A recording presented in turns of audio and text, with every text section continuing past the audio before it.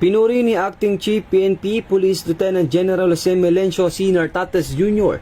ang lahat ng pulis na nagbantay sa Traslasyon 2026 na itinuturing na pinakamahaba sa kasaysayan matapos tumagal ng halos 31 oras. Ayon kay Police Lieutenant General Nartates, sa kabila ng matinding pagod at kakulangan sa tulog, nanatiling alerto at disiplinado ang mahigit 18,000 pulis na idineploy mula sa NCR at mga karatig rehiyon upang tiyakin ang kaligtasan at kaayusan na higit 7.3 milyon na debotong dumalo sa prosesyon. Nagsimula ang traslasyon alas 4 ng umaga ng ika-9 ng Enero mula sa Quirino Grandstand at nagtapos ng alas 10:50 ng umaga ng sumunod na araw nang maibalik ang andas sa Quiapo Church matapos ang 30 oras at 50 minutong prosesyon.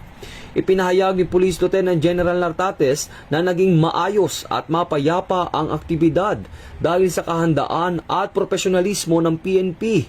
Bagamat nagpahayag din siya ng paikiramay sa 3 nasawi dahil sa medical emergencies.